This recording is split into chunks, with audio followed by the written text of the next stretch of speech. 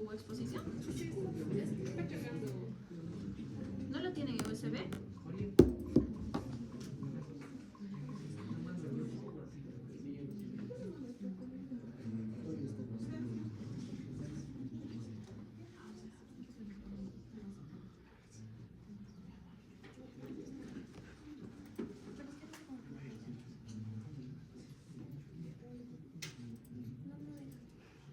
Chicos, traten de traer sus exposiciones en USB o algo así. Ya a veces demora en entrar.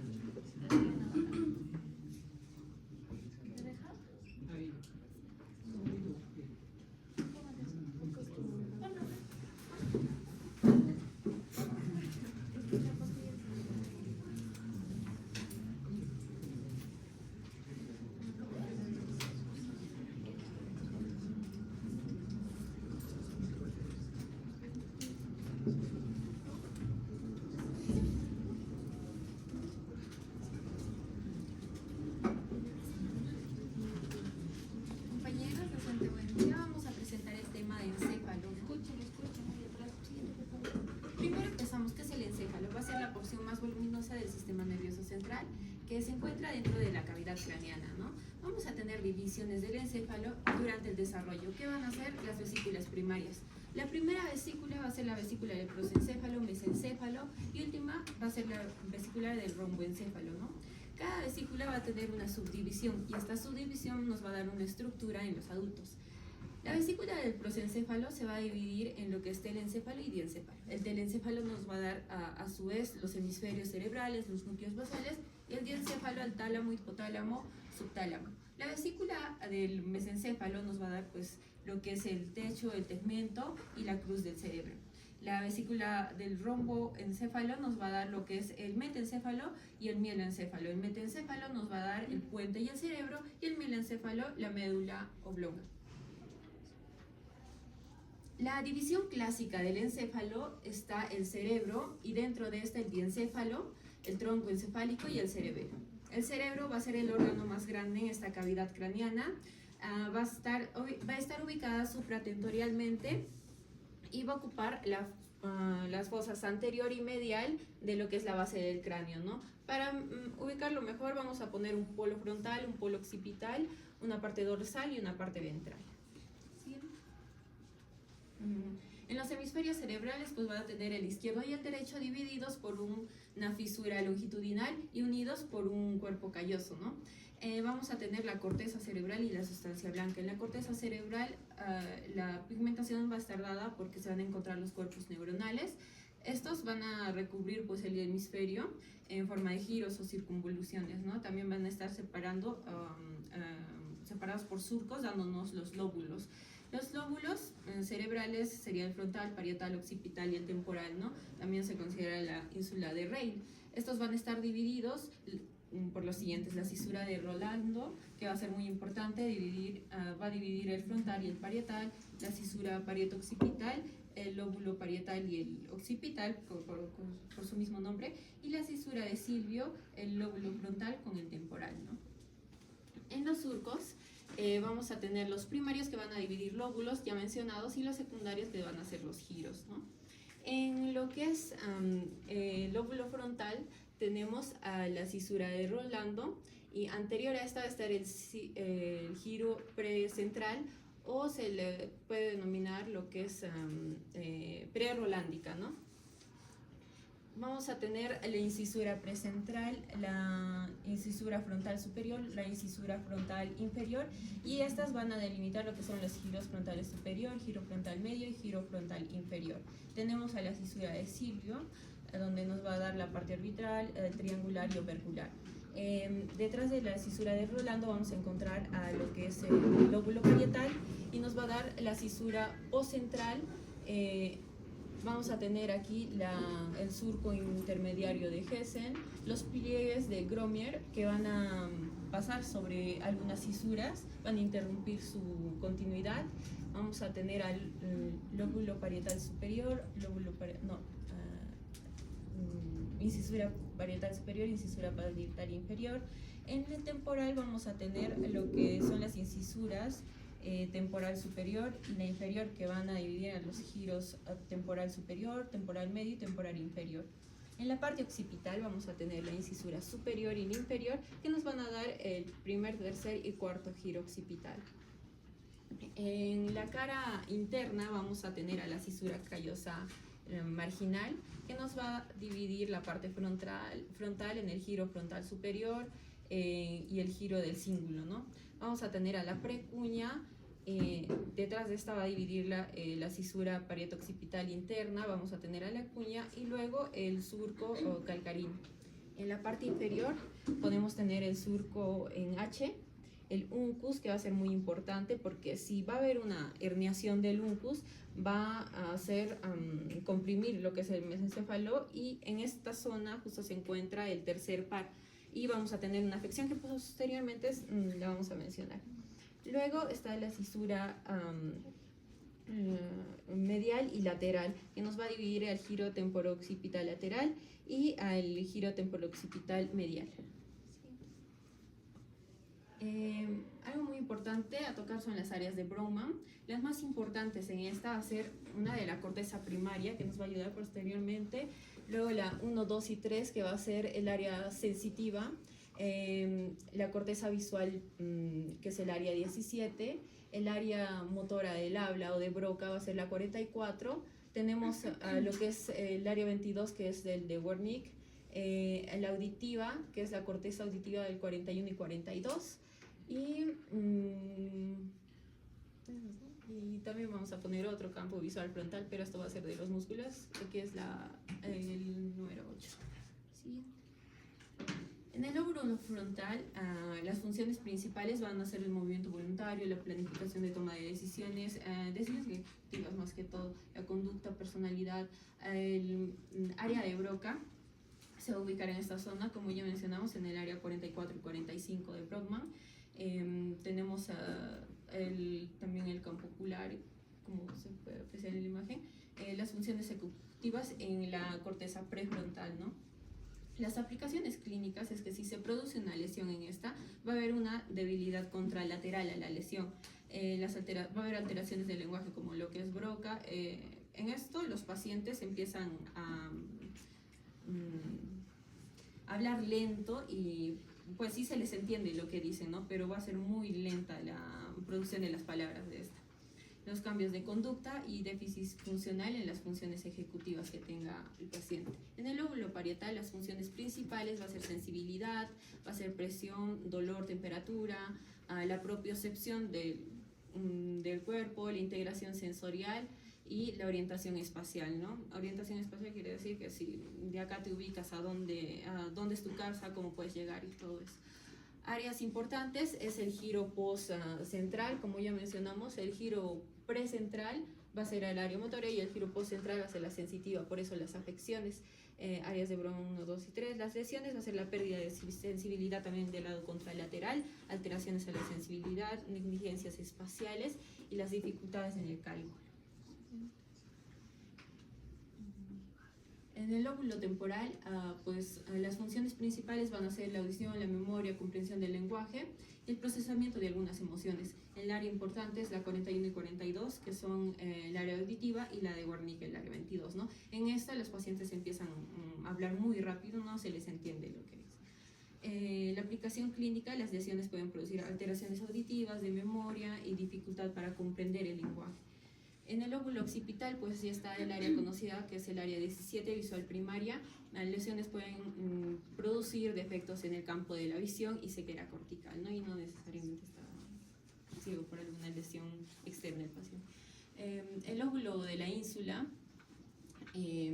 las funciones que van a integrar son integración sensorial, el dolor, el gusto y las sensaciones viscerales. Las aplicaciones a esta pueden ser la percepción visceral, el gusto y la percepción del dolor, ¿no? Siguiente. Aquí está el homúnculo de Penfield. En esta mencionábamos la cisura de Rolando, ¿no? Porque a la pre-rolándica, como ya he mencionado, va a ser el tema de motor. Entonces, y a la post-rolándica, la sensitiva, ¿no? En estas áreas, en la superficie medial del cerebro, va a estar la arteria cerebral anterior. Si hay alguna lesión, las secuelas o las consecuencias que se pueden ver posteriormente van a ser lesiones de predominio crural, como aquí empieza el pie, el abdomen y así.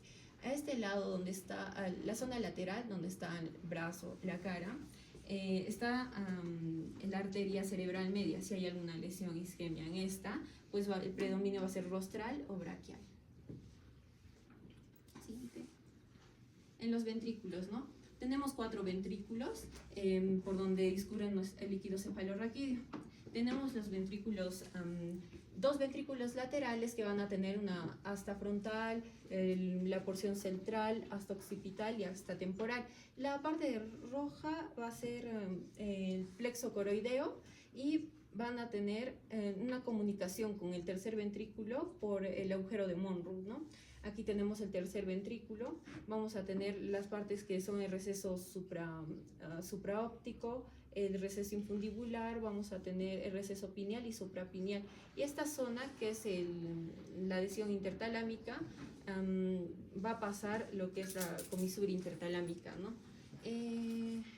Luego de esto va a pasar al acueducto de Silvio, al cuarto ventrículo, y en esta vamos a tener también lo que es el plexo coroideo, al igual que en el tercer ventrículo, ¿no? Los productores del líquido cefalorraquídeo.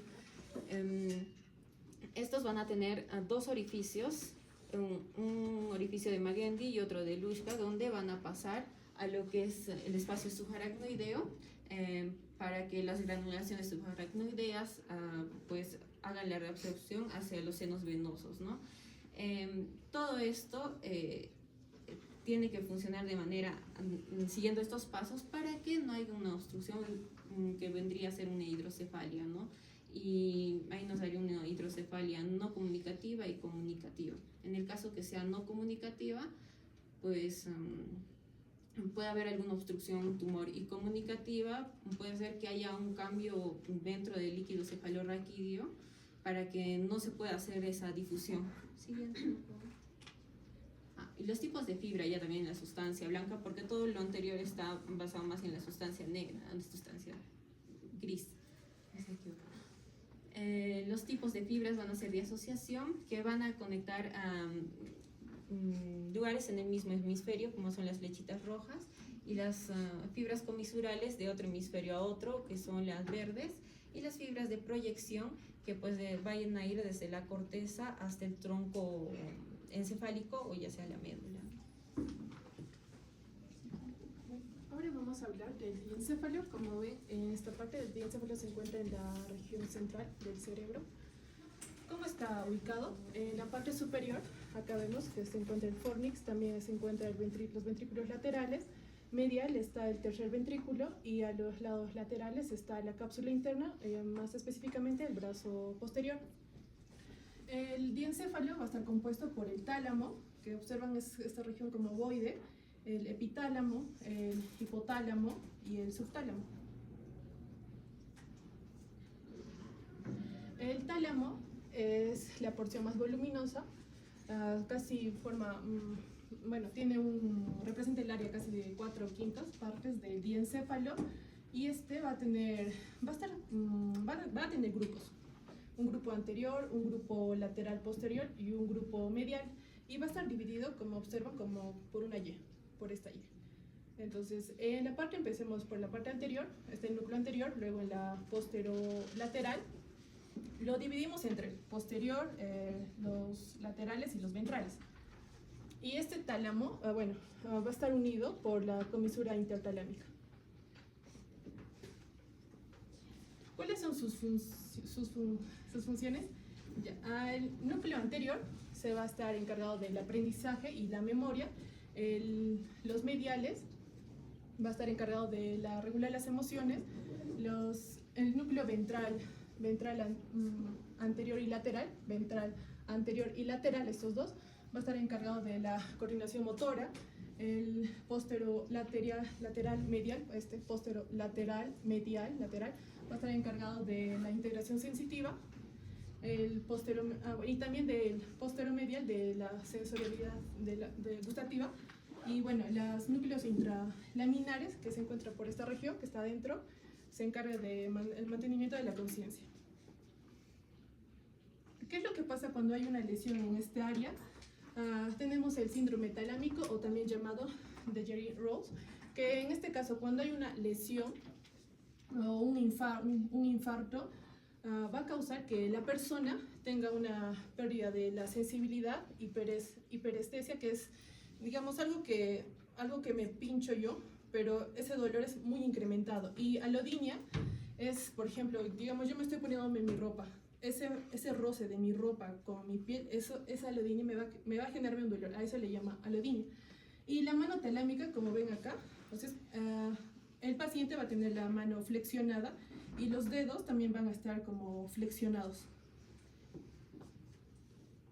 Ahora pasamos el hipotálamo. El hipotálamo se encuentra debajo del tálamo y va a estar separado por este surco hipotalámico. ¿Y cuáles son sus funciones? Bueno, acá está el hipotálamo. Y entonces lo vamos a separarlo en tres grupos. Una región anterior, en acá está el quiasma, bueno, en acá está el segundo par craneal. En acá está el quiasma, entonces esta es una primera porción. Luego está el infundíbulo, es como un embudo. Entonces esta es la porción del infundíbulo y la mamilar posterior. El infundíbulo regula la hormona de la adenohipófisis para que produzcan y también regulen a las hormonas. Ay, no.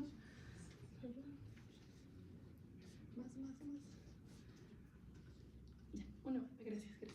Y el supraóptico, que va a estar encargado de la síntesis de las hormonas de vasopresina.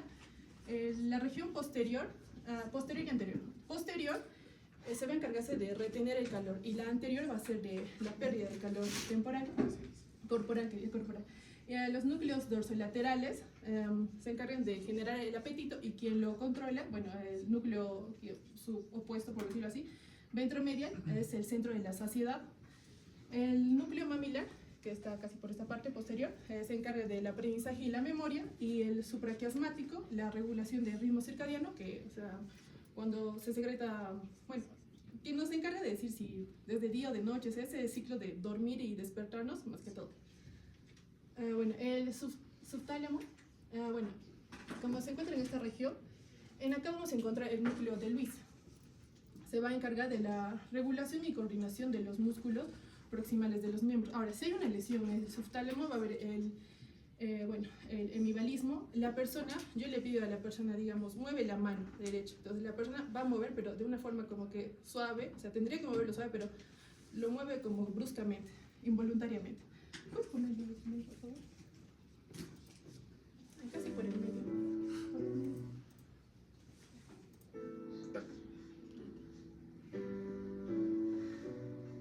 Al paciente le dicen que mueve, y el paciente mueve su pie, o sea, de una forma brusca, involuntaria.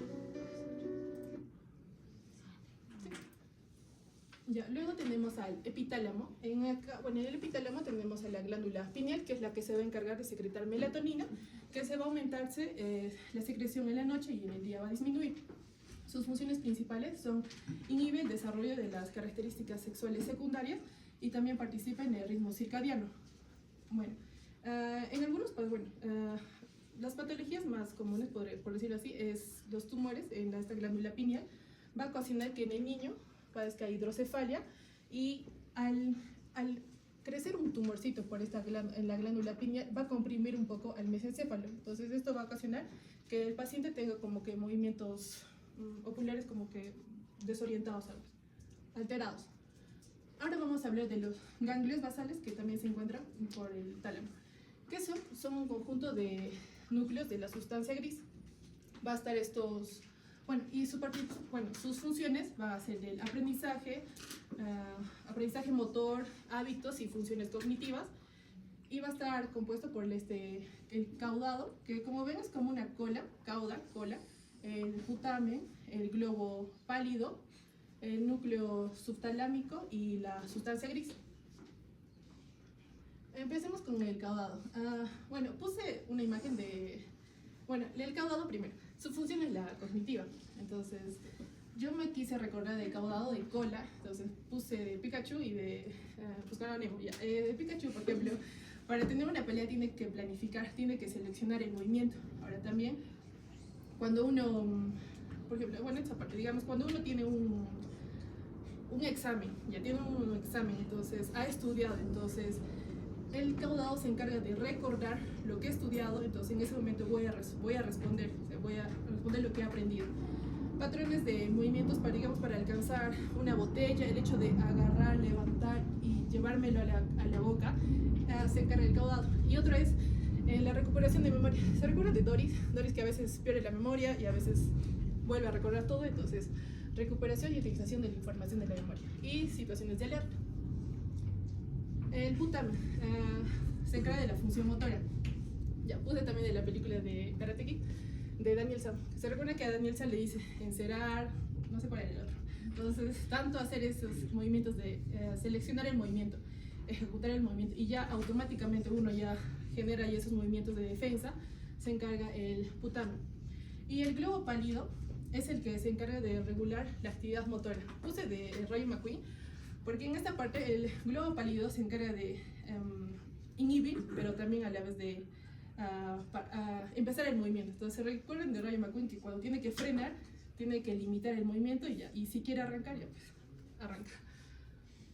Bueno, las alteraciones que hay acá, por ejemplo, cuando la sustancia negra no secreta dopamina, las personas padecen de Parkinson. Y bueno, si es que les sirve para recordarse, Volviendo al futuro, el actor sufre de Parkinson, que hace que tenga movimientos rígidos, como temblores, o sea, camina pero como con temblores, y así de un momento de la nada aparecen esos temblores. Y luego degeneración del cuerpo estriado, que es la unión del caudado, putamen y el globo pálido, que padecen de Huntington, que son espasmos o contorsiones, también la dificultad para caminar, para pensar. Las personas también padecen de depresión. Y una lesión en el globo pálido padecen las personas de atetosis, que son movimientos lentos, involuntarios, sobre todo, más que todo en las manos y, bueno, y también en los dedos. Digamos, para sostener algo, entonces como que va a estar temblando la mano. Tienen 10 minutos. Ahora vamos a hablar de forma un poco más rápida y compacta de la parte del cerebelo. Para recordar, el cerebelo se ha formado en la quinta semana de la capa del ectodermo.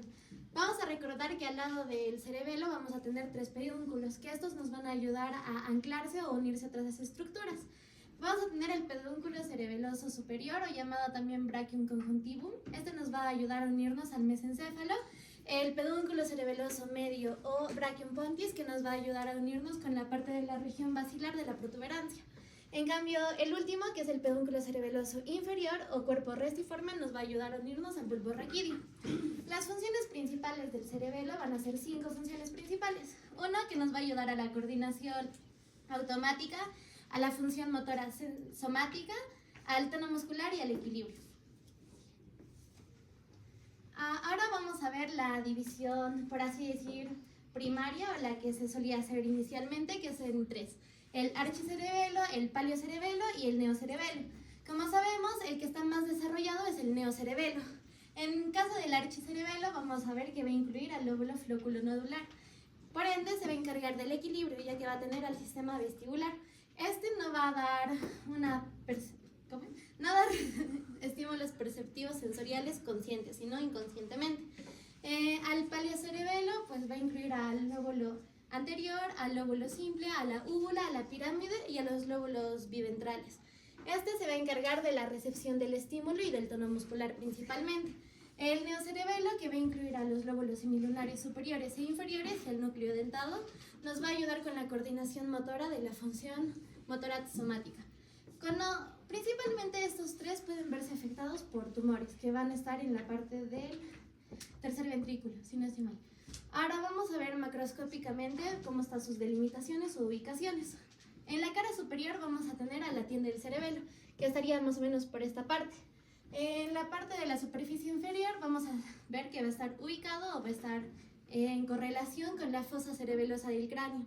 En el borde posterior vamos a encontrar una escotadura cerebelosa posterior que se va a llamar una vallécula, y esta va a contener a la parte de la hoz del cerebro. Después vamos a tener la parte anterior o la base, que es el techo del cuarto ventrículo, que sería esta parte. Después vamos a tener en su superficie, que va a contener 5 surcos. Estos surcos van a ayudarnos a haber comunicaciones entre ellos, ya que también va a contener a la laminilla cerebelosa o al folio. Y en la cara interna pues tenemos la cisura media o la vallécula cerebelli. Ahora vamos a tener sus divisiones. Como ya sabemos, tiene 9 divisiones como tal. La primera es la língula, que va a estar en la porción más anterior del cerebelo y va a estar justo adherido a la parte del velo medular anterior. Anterior. Este va a unirse a los hemisferios por 2 vínculos. Tiene otro nombre, pero del libro que yo saqué era vínculos. Que leí. Después vamos a ver que va a estar limitada por la fisura precentral, que sería esta, que lo va a separar justo del lóbulo central. Ahora tenemos el lóbulo central, que va a estar entre 2 fisuras, ¿no? La precentral y la preculminar. Este va a tener 2 prolongaciones laterales que van a ser conocidas como las alas del lobulillo central. Ahora tenemos el culmen, que sería el moradito que le sigue, que va a ser la parte más superior del vermis. Justo va a formar un montículo y justo lo que sobresale es pues el culmen. Este también va a estar entre 2 fisuras, que es la fisura preculminar, la fisura primaria o superoanterior. Esta también va a tener prolongaciones laterales que van a ser los lobulillos cuadrangulares, que serían estos, porque son 2 a cada lado. Después tenemos al declive, que sería esta porción más pequeña, que también está entre 2 fosas, 2 fisuras, la fisura primaria o superoanterior y la fisura superoposterior. Esta también va a tener prolongaciones laterales, que son los lobulillos simples. Ahora vamos a ver la división del folium, el vermis, que sería esta continuación, justo esta parte. Va a ser una continuación del folium. Esta va a estar en la escotadura cerebelosa posterior y va a estar entre 2 fisuras, la fisura superoposterior y la fisura horizontal. Vamos a ver que sus prolongaciones ya también van a ser las prolongaciones semilunares superiores, y de ahí va a dar continuación a lo que es el tuber, que sería el que está en esmeralda. Va a continuar al folium, como podemos ver, y va a ser una prolongación a sus prolongaciones va a tener ya también a los lóbulos semilunares inferiores. Este va a estar delimitado principalmente por la fisura prepiramidal, y en esta fisura prepiramidal vamos a llegar a encontrar otro lóbulo, que es el lóbulo grácil. Después vamos a continuar con la parte de la pirámide, que va a ser la porción más inferior o la porción más terminal, por así decirlo, del vermis. Este va a estar ubicado entre 2 fisuras, la fisura prepiramidal y la fisura secundaria, o también conocida como pospiramidal. Este lateralmente vamos a ver que va a tener a los lobulillos biventrales o biventres o digástricos también. Tenemos a la úvula, que sería la penúltima división, que se va a continuar anteriormente con la pirámide, y lateralmente va a tener a las amígdalas cerebelosas, que vendrían a ser estas cositas, son como unas bolitas que se podían ver aquí. Ahora vamos a tener por último la división del lóbulo flóculo-nodular. En esta división pues vamos a tener la fisura posterolateral limitada. Vamos a ver que va a ser la unión de 2 cosas básicamente, del nódulo, que va a ser la última porción del vermis, y también de los flóculos. Estos flóculos los vamos a encontrar debajo de los pedúnculos cerebelosos medios e inferior, y se van a conectar los flóculos al nódulo por medio de los pedúnculos foliculares, y por último, por ende van a formar al lóbulo flóculo-nodular. En la parte interna ya como tal vamos a encontrar 4 masas.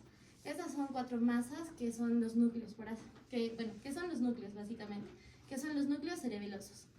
Estos vamos a tener pues al núcleo emboliforme, que va a ser una capa delgada de sustancia gris, que va a estar medial al dentado. Este se va a unir al núcleo globoso, que va a tener neuronas multipolares, que van a ser de diferentes tamaños, grandes o pequeñas. Este va a estar relacionado principalmente con el neocerebelo y con el paleocerebelo. Estos dos al unirse van a formar un núcleo como tal, que se llama el núcleo interpósito. Después tenemos al núcleo fastigial. Este va a estar en la parte anterior del cerebelo y va a estar encima del cuarto ventrículo. Este ya también va a tener relación con el archicerebelo y con el paleocerebelo. Por último tenemos al núcleo dentado, que va a ser una lámina delgada y plegada, medio cóncava, que va a estar pues más lateralmente. Va a tener neuronas multipolares, y estos van a estar en la parte media anterior del cuerpo medular. Y eso sería todo.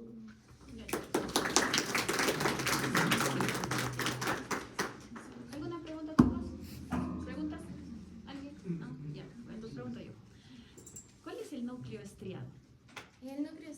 estriado va a estar conformado por el globo pálido, o bueno, el lenticular, que sería el globo pálido, Y el putamen y el caudado.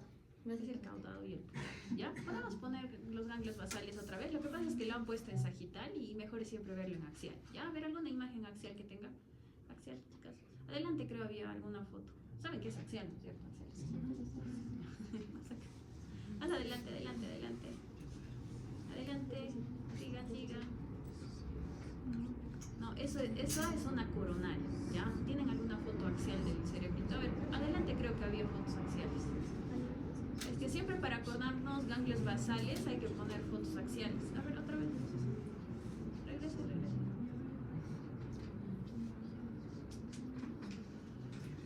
A ver, adelante. No, no hay creo. No hay. Creo que no hay. Ya, a ver, entren a Google, chicos, pongan una imagen axial. Sí, entren. Axial, ganglios basales.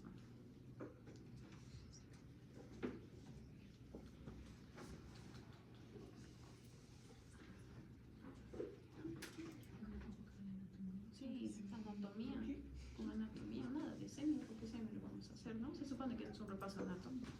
Ya vamos a repasar, chicos. ¿Sí? Ponte el néter, a ver, ponme esa imagen, pero ponte el néter. El libro néter. ¿Sí conocen el néter? Ahí está, ya está. Pongan acá, chicos. La imagen que ha puesto está bien, nomás que generalmente pues tenemos más estas imágenes, ¿no es cierto? Entonces esto tiene que quedar clarísimo, chicos, porque en la tomografía esto sí es diferencia. Ya, chicas, ¿qué ganglio basal es este? Ahí lo salí. Grande otra vez. Grande, grande. Pon la foto.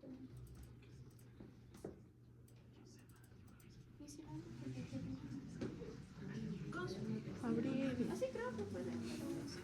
Ahí está. Ya. Chicas, ¿qué ganglio basal es ese? Caudado. Caudal, cabeza del caudal. Acá. El putamen. ¿Y acá? El globus. Globos, ¿ya? Caudado más putamen hace núcleo estriado. O sea, es más una definición de concepto más que una definición anatómica. ¿Ya? ¿Ya es esta acá? La cápsula. ¿No? Tálamo. Globo pálido. No, estás acá. El globo pálido es acá. ¿Ya? Tálamo. ¿Ya? Este es tálamo, caudado, cabeza del caudado, putamen y globo pálido. ¿Cuál es el brazo posterior de la cápsula interna? Acá, ¿no? Esto es una sustancia blanca, ¿no es cierto? Los ganglios basales son sustancias negras. Brazo posterior de la cápsula interna, brazo anterior. ¿Cuál es la relevancia anatómica de la cápsula, del brazo posterior de la cápsula interna? ¿Alguien sabe? Por ahí pasan las vías motoras, creo. Exacto, las vías motoras. Todas las vías motoras pasan por acá, chicos. Todas las vías piramidales. Entonces, si un paciente está en piña y se infarta solo acá chiquitito, está hemipléjico, ¿ya? Entonces, brazo posterior de la cápsula interna pasa la vía piramidal, ¿ya? Y está entre los ganglios basales. Brazo anterior, digamos que no tiene ya tanta relevancia. Y rodilla es acá, ¿ya? Más importante, brazo posterior. Muy bien. Entonces ya hemos dicho que el núcleo estriado en sí es un concepto, digamos, de definición más que anatómico, pero es importante cuando vamos a ver sistema extrapiramidal. En general, ¿cuál es la función de los ganglios basales? En general, movimientos. Tálamo, ¿cuál es la importancia del tálamo? En una palabra. Deriva. El tálamo es como un peaje, chicos, ¿ya? Un peaje donde entran todas las vías, generalmente las vías sensitivas, no las motoras. Entonces ahí se integra las vías sensitivas, por eso es que hay ese síndrome, ¿no? Que es el síndrome cuando hay un infarto en el tálamo que te da lo que llamamos un dolor talámico, ¿ya? El dolor talámico es un dolor terrible que le da al paciente cuando tiene ahí un infarto, o sea, más que solo una alteración sensitiva, es un dolor terrible, ¿ya? Un dolor neuropático porque tiene lesión en el tálamo, ¿ya? Hasta ahí. Entonces, ganglios basales ya cerrado, ¿no es cierto? Eso no hay dudas, o se lo tienen que diferenciar en una tomografía, ¿ya? Otra preguntita. ¿Dónde se produce el líquido cefalorraquídeo? El grupo, a ver, primero después, ¿ya? ¿Dónde se reabsorbe? ¿Ya? Gránulos o vellosidades aracnoideas. ¿Y de ahí a dónde pasa el líquido? A los senos venosos, ¿ya? Eso es la siguiente pregunta. Y ¿qué más faltaba de acá? Ah, ya, ¿dónde está la región insular? A ver, chicas. O lóbulo insular, le dicen. Está detrás Ahí está, señálenlo ahí. ¿Dónde está? Exacto, eso es la ínsula, chicos, ¿ya? Nunca se olviden porque muchas veces hay infartos acá, en la región insular, ¿ya? Porque también es importante, porque cuando hay infartos en la zona insular, lo primero que se pierde es esa diferenciación córtico-subcortical en la parte insular, ¿ya? Entonces, bueno, está muy bien, chicas, el resumen está interesante. Recuerden, para los otros grupos que básicamente no hay que hacer mucho de semiología o embrio, porque esto es un repaso anatómico de lo más básico. Obviamente esto es bastante complejo, pero no se olviden las cosas que han mencionado, chicos, porque lo vamos a ver en las prácticas, en la semio, y en el tema de semiología y demás, ¿ya? ¿Tienen alguna pregunta más? ¿Algo más? ¿Nada más? Ya, chicas, muy bien, pasen al siguiente grupo. Les comparten su resumen y sus diapositivas al resto, ¿ya?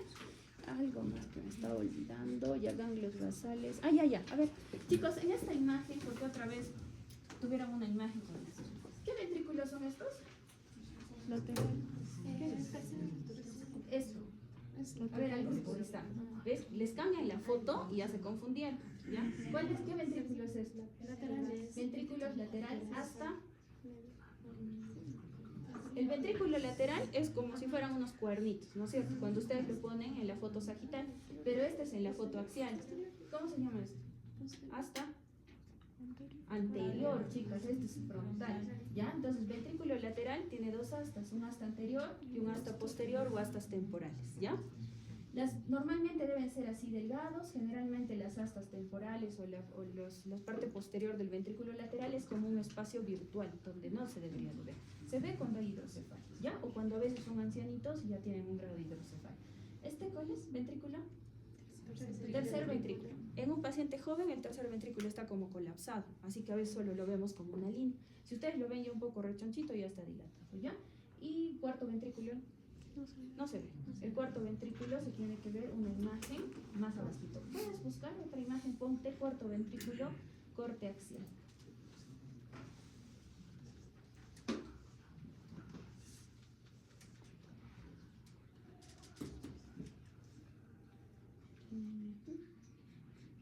Mira, esta imagen es interesante, ¿ya? Justo eso quería que vean.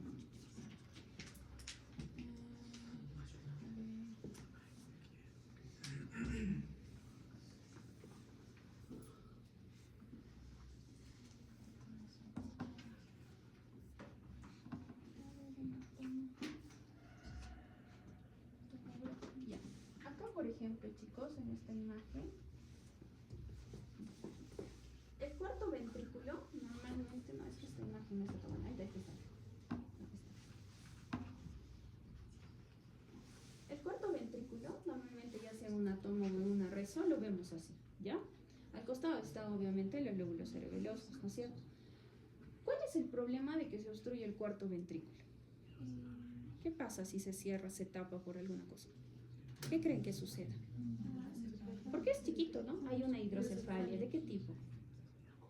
Obstructiva, porque está tapado. Ya todo lo que obstruye se llama hidrocefalia obstructiva o no comunicante. ¿Por qué no comunicante? Porque no comunica, pues lógico, ¿no?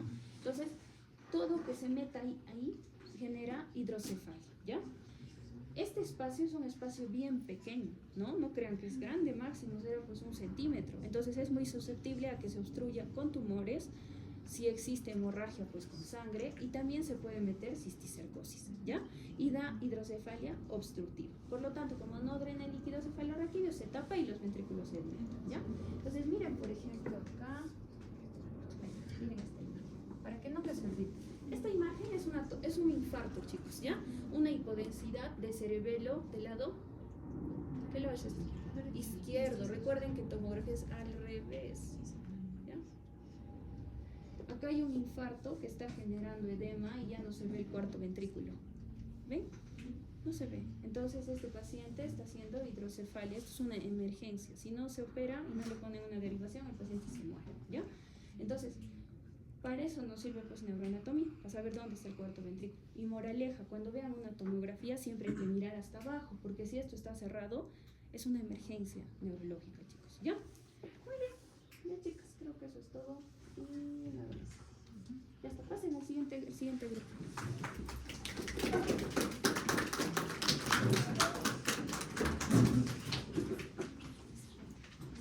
No vamos a acabar, creo, los 3 grupos, ¿no? Ya mira hasta dónde llegamos, chicos. No me han enviado su resumen, ¿ah? Ustedes, muchachos. ¿Qué? No, pero para revisar, era para revisar, ¿se acuerdan? Y yo le dije ayer a su compañero.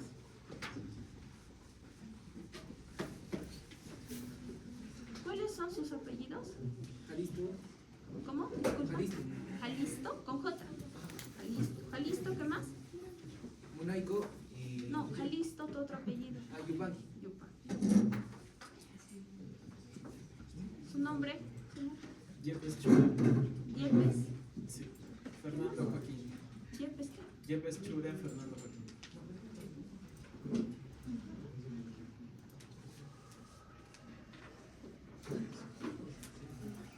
¿El nombre de su compañero? Munaico Naiko. Umazo. Ya. Empieza Yepes, después Naiko, después el señor Jalisto. ¿Ya? Ya, chicos, igual media hora, ¿ya? Buenas tardes, doctora. Buenas tardes, compañeros. Vamos a exponer acerca del tronco encefálico y la médula espinal. Primero vamos a comenzar a hablar sobre el tronco encefálico. El tronco encefálico va a medir aproximadamente de 8 a 10 centímetros de altura y se va a encontrar en esta parte de la estructura del cráneo y va a conectar lo que es el diencéfalo con la médula espinal. Va a tener relaciones anatómicas antero-inferior, que va a ser con la apófisis basilar del occipital, y póstero superior con el cerebelo. Y sus límites superiores son con el diencéfalo y su límite inferior con la médula espinal. Y el tronco encefálico va a tener las relaciones del cerebro para enviar las vías motoras descendentes y las sensitivas ascendentes. También la relación con el cerebelo, porque a partir de estas van a salir los pedúnculos cerebelosos. El superior del cerebelo mesencéfalo, el medio del cerebelo al puente y el inferior del cerebelo al bulbo y al bulbo. También va a tener la relación con la médula espinal a través de las conexiones vías motoras descendientes y las vías sensitivas ascendientes. El tronco encefálico se va a dividir en mesencéfalo, protuberancia y bulbo. Acá podemos ver lo que es, ¿no?, el mesencéfalo, el puente y el bulbo. En una vista anterior vamos a poder observar que en el mesencéfalo se va a ver lo que son los cuerpos mamilares y en la parte del bulbo vamos a poder observar la decusación de las pirámides. Para empezar el tronco encefálico vamos a hablar del mesencéfalo. Esta parte en la vista anatómica exterior va a tener varias cosas importantes. Primeramente los pedúnculos cerebrales, que son estos de acá, que van a conectar directamente con el cerebro. Vamos a tener lo que es la fosa interpeduncular, esta parte de acá, que está debajo del cuerpo mamilar, y acá vamos a tener lo que es el espacio perforado posterior, una zona de irrigación para el mesencéfalo. Por eso se va a observar varios agujeros. También vamos a observar la emergencia del tercer par craneal y vamos a observar la emergencia del cuarto par craneal desde atrás, pero en la vista anterior. En la vista posterior vamos a observar lo que son los tubérculos cuadrigéminos, dos superiores relacionados con los reflejos visuales y dos inferiores relacionados con la vía auditiva. También vamos a poder observar que abajo de este tenemos lo que es el cuarto nervio, que está rodeando el mesencéfalo. Sí, el mesencéfalo. Y estos tubérculos cuadrigéminos se van a conectar con el tálamo a partir de estos brazos geniculados. También vamos a poder observar lo que es la glándula pineal, pero esta no pertenece al diencéfalo. No pertenece al mesencéfalo, pertenece al diencéfalo. Y tenemos que entender también los acueductos cerebrales. En el tema que nos importa es el acueducto de Silvio, el que se va a encontrar aquí, porque después de pasar por los ventrículos laterales, el tercer ventrículo va a pasar aquí, va a pasar al cuarto ventrículo, y esta es la función que permite el paso del líquido cefalorraquídeo. Ahora tenemos que hablar sobre la configuración interna del mesencéfalo. Este va a tener núcleos intrínsecos y extrínsecos. Dentro de los núcleos propios del mesencéfalo tenemos lo que es la sustancia negra. Como podemos ver acá, en la anatomía se va a poder ver que sí es de color negro, y esto gracias a la producción de dopamina por la parte de la pars compacta, y su par reticular por la que va a generar GABA. Es importante en la clínica porque la degeneración de estas neuronas dopaminérgicas va a generar la enfermedad de Parkinson, una enfermedad caracterizada por la bradicinesia, la rigidez, el temblor en reposo y alteraciones posturales. Luego seguimos con otro núcleo propio, que es el núcleo rojo, el que se va a encontrar en el tegmento del mesencéfalo. Va a participar en el movimiento, en el control motor, en el control de los movimientos y su coordinación, y va a tener la función de la integración de información del cerebelo a la corteza cerebral. También vamos a encontrar lo que es el acueducto, la sustancia gris perioacueductal alrededor del acueducto de Silvio, que es importante porque tiene la función de generar endorfinas y encefalinas endógenas para la modulación descendente del dolor. El primer núcleo de los nervios craneales es el oculomotor. Este tiene un núcleo motor, que es el núcleo oculomotor, llamado así, y también tiene un núcleo accesorio, que es el oculomotor accesorio de Edinburgh-Westphal, que tiene una función autonómica, parasimpática. Y este de acá va a salir pues por la cara anterior del mesencéfalo. Se va a dirigir a lo que es, se va a dirigir junto con la arteria cerebral posterior y la arteria comunicante, y va a continuar hacia adelante para entrar a la órbita a través de la fisura orbital superior. Va a controlar los músculos recto superior, recto inferior, recto medial, oblicuo inferior y elevador del párpado superior. Y su componente parasimpático es que va a permitir la constricción pupilar, la fotorreacción y la acomodación. Otro núcleo que se encuentra en el mesencéfalo es el troclear, el cual es un nervio motor, es un núcleo motor, y se va a encontrar a nivel del colículo inferior.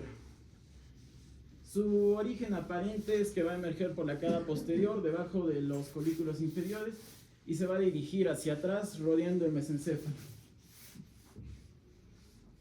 Y luego de este se va a dirigir lateralmente, y va a pasar por la pared lateral del seno cavernoso para entrar en la órbita mediante la fisura orbitaria superior para llegar al músculo oblicuo.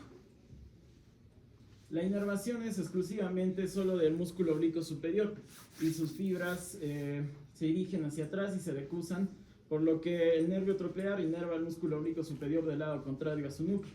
En la clínica pues nos demuestra que un ojo afectado derecho, pues tenemos una lesión en la izquierda. Es uno de los únicos nervios que decusan. Ya, voy a continuar con respecto al puente o protuberancia. Primero tenemos que saber su ubicación. Este se va a encontrar por debajo del mesencéfalo, por arriba de la médula espinal, y por detrás se va a encontrar el cerebelo. Esta es una posición muy importante debido a que está al medio. Va a estar conectando, como ya dije, el encéfalo junto con la médula espinal. ¿Cuáles son sus límites? Superiormente va a estar delimitado por el surco ontomesencefálico, y en la parte inferior va a estar delimitada por el surco bulbopontino. Aparte de eso, en ese surco previamente mencionado, en el bulbopontino, van a emerger los nervios 6, 7, 8. Sería el abducens, el cervicofacial y el vestíbulo cupido. Ahora, con respecto a su configuración externa, podemos observar primero la cara anterior, en la cual se va a observar el surco basilar. Esta va a ser de la arteria basilar, la cual va a estar conformada por las arterias vertebrales. Luego, con respecto a su cara posterior, podemos ver primero los pedúnculos cerebelosos medios, los cuales ya lo explicaron en el anterior exposición, los cuales van a servir para comunicar tanto el cerebelo con esta parte del puente. Es muy importante debido a que la corteza cerebral va a ir a los núcleos pontinos, estos a las fibras pontocerebelosas, para posteriormente ir al pedúnculo cerebeloso medio y finalmente acabar en el cerebelo. Luego, también, ¿qué podemos observar aparte del pedúnculo cerebeloso medio? La eminencia medial. Si es que trazamos una línea media, podemos ver acá dos eminencias, las cuales van a ser las eminencias medias, las cuales están delimitadas o divididas por una línea media. Ahora, con respecto al colículo facial, estos van a ser abultamientos, los cuales van a aparecer en esta eminencia medial, los cuales van a corresponder al núcleo del sexto par, el abducens, el cual va a estar rodeado del séptimo par, el facial. A su vez también vemos el surco limitante, el cual se encuentra acá, entre la eminencia medial y la zona lateral. Y por último vemos un área vestibular, el cual va a ser una región lateral donde se van a ubicar los núcleos vestibulares. Ahora, con respecto a su configuración interna, se van a dividir en dos grandes grupos. Acá lo podemos observar bien. La basal, o la parte ventral o basilar, y la parte tegmental, que va a ser la parte dorsal. También va a ser el tegmento pontino, o la base del puente o porción basilar, correspondería a la parte ventral.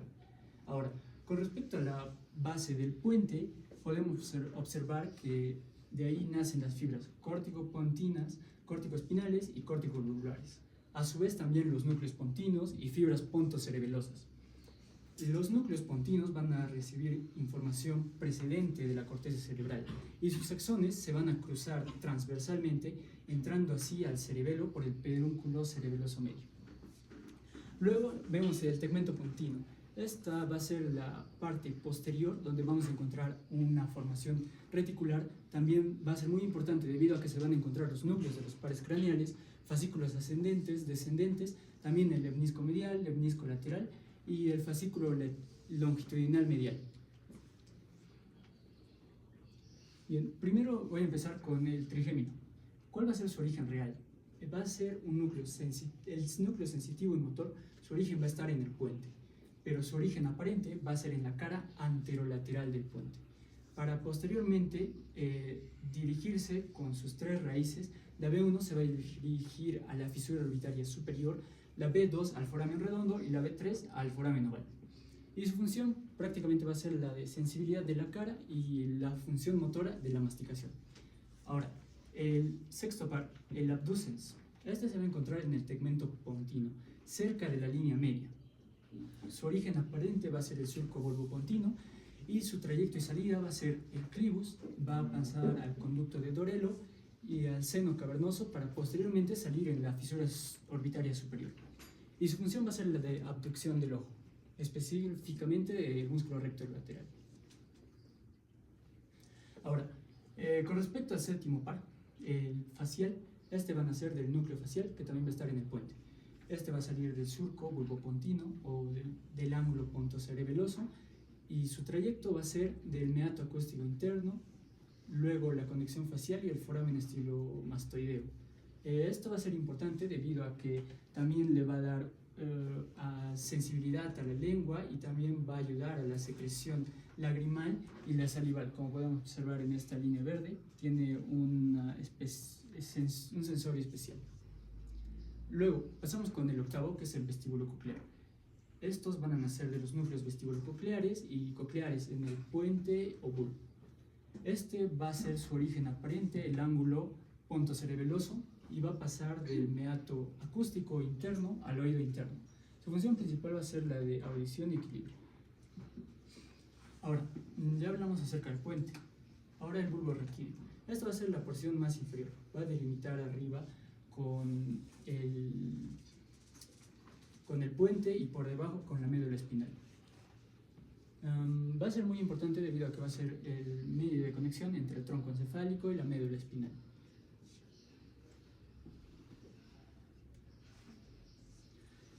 Con respecto a la configuración externa, podemos ver la fisura media anterior, la cual va a ser una continuación de la fisura media anterior, también de la médula espinal.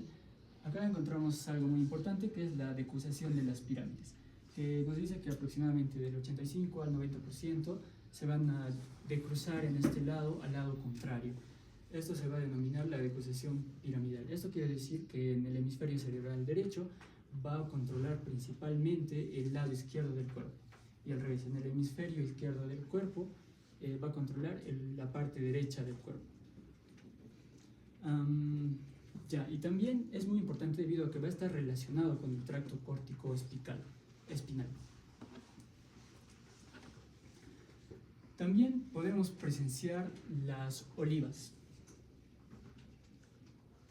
que vienen a estar acá, detrás de las pirámides, las olivas vulvares, que van a ser producidas por van a ser una proyección producida por el núcleo olivar inferior interno. Luego, adelante, vemos el surco preolivar, en el cual va a salir o va a ser el origen aparente del 12º par, y el surco retroolivar, que va a ser el origen aparente del 9º, 10º y 11º par. La porción superior o el bulbo va a corresponder a la mitad superior de la médula oblonga. Su cara posterior a su vez va a formar el piso del cuarto ventrículo de la fosa romboidea y va a tener accidentes anatómicos claves como el trígono del hipogloso, el trígono del vago y a su vez también el tubérculo de Gold o el tubérculo de Bordich. Y su porción inferior va a corresponder a la mitad inferior contigua de la médula. Con respecto a la configuración interna, vamos a ver primero la región anterior, donde se van a encontrar las pirámides junto con las fibras córtico-espinales. Luego en la región lateral vamos a ver un núcleo olivar inferior junto con las fibras ascendentes y descendentes, que les voy a ofrecer por aquí, son estas líneas. Y en la región posterior va a haber una formación reticular, también los núcleos de los pares y fascículos sensitivos, que se puede ver acá. Las formaciones reticulares.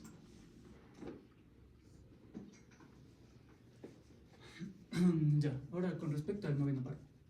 El núcleo su origen real van a ser el núcleo ambiguo, el solitario y el salivatorio inferior. Su origen aparente va a ser del surco retroolivar y su trayecto va a pasar al foramen yugular y el cuello, debido a que esta también va a tener la función principal de darle inervación y secreción a la glándula parótida. También la deglución y el gusto del tercio posterior de la lengua. Ahora, con respecto al 10º par, el vago, van a ser del núcleo ambiguo, dorsal del vago y el solitario. Este se va a ubicar en el surco retroolivar y su camino va a ser por el foramen yugular, al cuello, el tórax y finalmente al abdomen. Este está muy relacionado con la deglución, fonación y una sensibilidad visceral, así también como un control simpático tanto del corazón, pulmones y el tubo digestivo. Con respecto al 11º par, o el accesorio, su origen real va a ser el núcleo ambiguo combinado con el núcleo espinal cervical. Su origen aparente va a ser la porción craneal, especialmente el surco retroolivar, también raíces cervicales. Su trayecto van a ser, las raíces van a pasar por el foramen magno y posteriormente por el foramen yugular.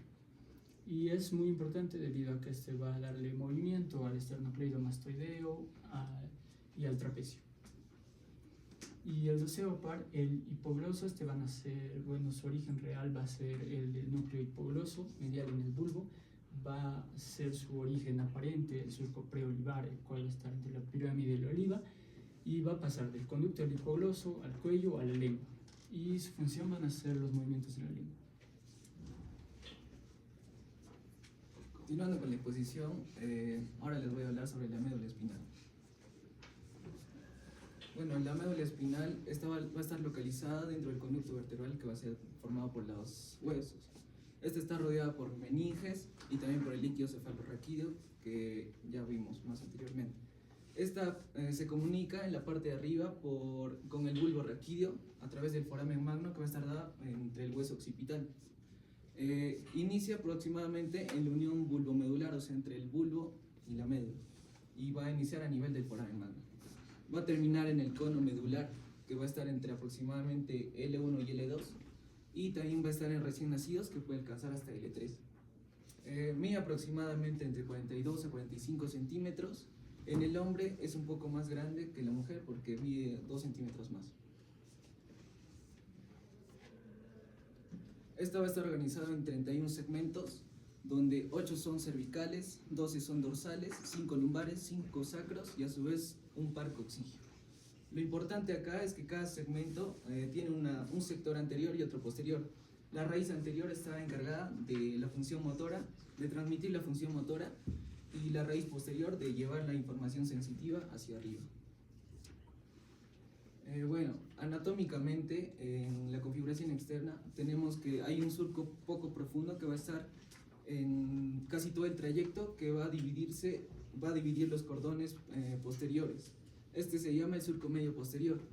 También vamos a encontrar la fisura media anterior, que va a estar ya en la parte más anterior, que va a contener a los vasos sanguíneos que van a irrigar aparte de estos nervios. Y es una hendidura profunda en la línea media anterior. Luego también están las raíces anteriores, que son los axones motores, y las raíces posteriores, que son más sensitivas, que van a entrar por la cara posterolateral.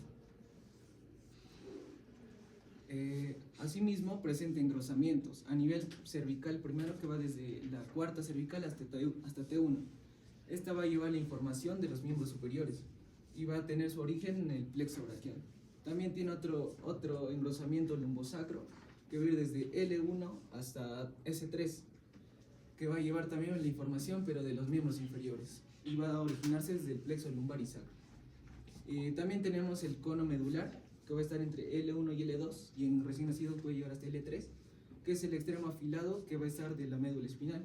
Y más abajo está ya la caudequina, que es un conjunto de raíces nerviosas que van a ser lumbares, sacros y coxígeos, que van a descender por debajo del cono medular. Y finalmente tenemos el filum terminal, que va a ser una derivada de una de las capas, que es de la pía madre exactamente, y fija la médula espinal al coxis. En la anatomía interna vamos a encontrar la sustancia gris, que esta va a tener forma de H, que tiene un asta anterior y un asta posterior. La asta anterior tiene la función ya más motora, somática, porque contiene las motoneuronas inferiores, y la asta posterior va a tener la función más sensitiva. Esta va a recibir la información que va a venir desde las raíces dorsales. Y también está la asta lateral, que la vemos acá, que va a estar presente en T1 hasta L2, y también de S2 a S3. Su función también es llevar el sistema nervioso autónomo.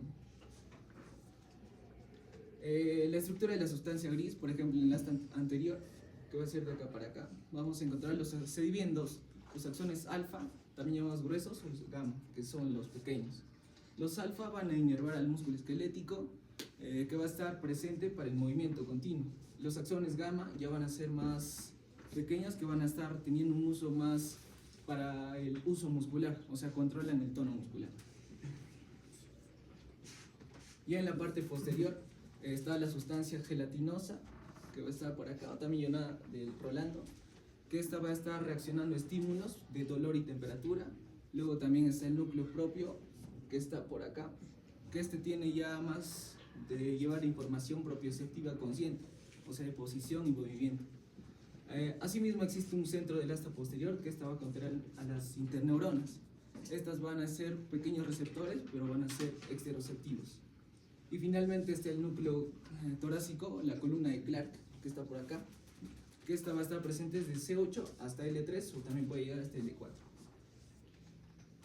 Bueno, las láminas de Rexel son sustancia gris que va a estar presente y se va a dividir en 10 sectores. La primera, que va desde la primera a la cuarta, va a estar encargada de la información exteroceptiva, o sea, la información exterior que la vamos a transmitir al sistema nervioso, como por ejemplo el dolor o el tacto protopático. Luego de la quinta hasta la sexta son relaciones propioceptivas, de cómo nos sentimos en tema de músculos, tendones y articulaciones. Luego la séptima es un relevo que va a estar entre el mesencéfalo y el cerebelo. Ya luego la octava va a ser la que va a modular la actividad motora, para modular movimientos. Y luego tenemos la 9, que es la que va a estar encargada de una función motora, porque también contiene a las motoneuronas que van a estar relacionadas con el músculo esquelético. Y la 10ª, que es la última, que es la que rondea al conducto ependimario, y esta contiene las células de la neurona. Bueno, ya la sustancia blanca, su función es actuar como una vía de comunicación que va a estar presente uniendo varios segmentos medulares. Estos va a estar conectando hacia la médula y también la información que va a transmitir. Luego, entre la médula existen capas que la rodean. Son tres en sí: la dura madre, la aracnoides y la pía madre. La dura madre es la capa más externa, que va a estar formando un saco que va a ser más grueso. La aracnoides va a estar detrás de la dura madre, con una membrana fina, pero que va a estar situada bajo la dura madre. También existe un espacio subaracnoideo, que este va a estar presente entre la aracnoides y la pía madre, que su contenido va a ser más líquido cefalorraquídeo. La pía madre también va a estar adherida a la médula, es la más interna. Esta va a estar derivándose de ligandos dentados y el filum terminal. También existe el espacio epidural, que va a estar debajo de la dura madre, que va a tener el contenido del tejido adiposo y plexos venosos. El líquido cefalorraquídeo ya es el líquido que va a estar transmitido, pero dentro del espacio subaracnoideo, producido por los plexos coroideos. Su función es de amortiguación, protección mecánica y que transporta nutrientes. Gracias.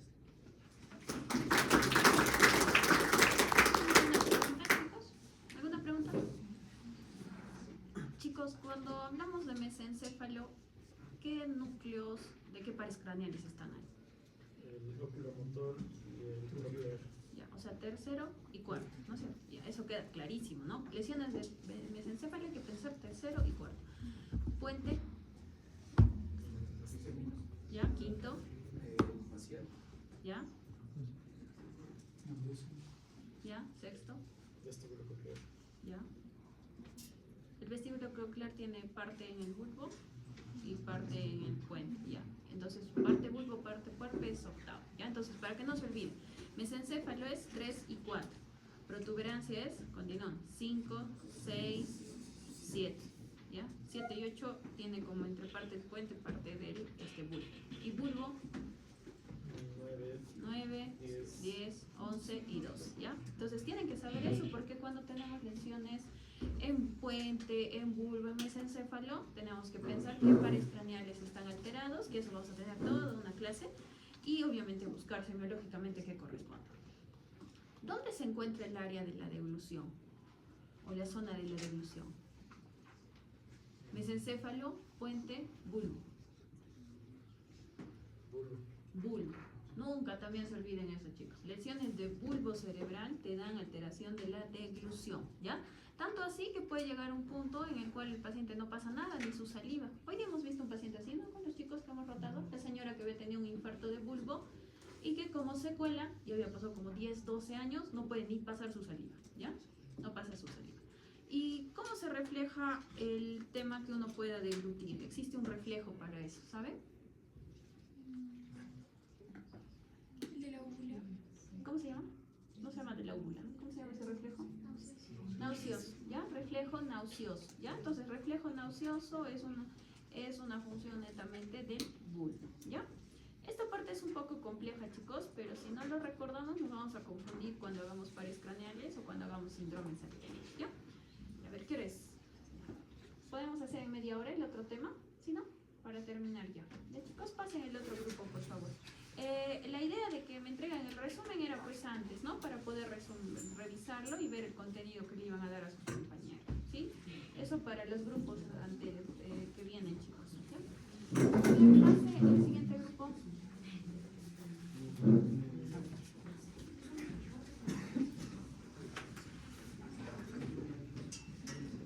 Chicos, mientras van instalando, van poniendo sus diapositivas, una pregunta. El día 29, como les comenté, yo no voy a poder venir a la próxima clase. ¿Cuándo vamos a recuperar eso? Porque al margen que hagamos el trámite, obviamente no va a salir para este lunes. ¿Cuándo vamos a recuperar esa clase? Tienen 2 horas por ahí. Este lunes no, virtual no. Virtual es para que se duerman y hablen. Pero es que el tema es que tendrían que aceptarnos y todo eso, y no creo que para el lunes nos acepten todos. Si el lunes lo tramitan, lo hacemos el día lunes y recuperamos de una vez eso, ¿ya? Pero igual hay que hacer el trámite porque si no a mí me pone como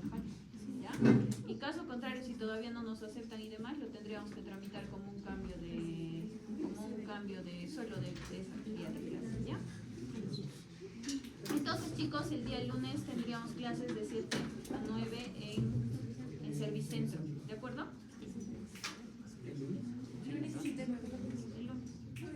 Para recuperar, pues, del sábado. Ya, al margen que nos cambien o no, igual tenemos que recuperar de este sábado. Sí, ¿está bien? ¿Están seguros? ¿Seguro? Mira, tiene.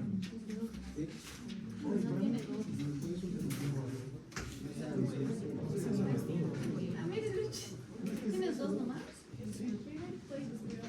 ¿Cómo han llegado ahí? Antario,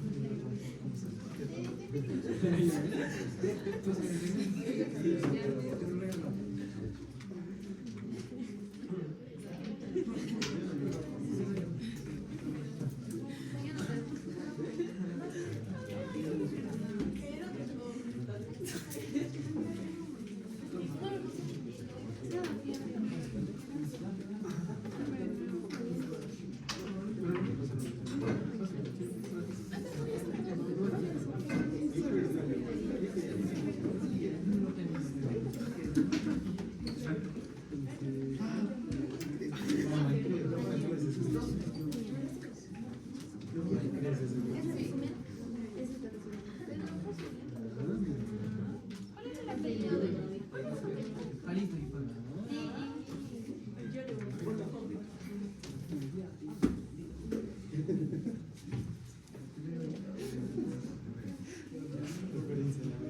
¿Cuáles son sus apellidos, chicas? Bejar Lines. Bejar Lines. ¿Su apellido? Amparo González.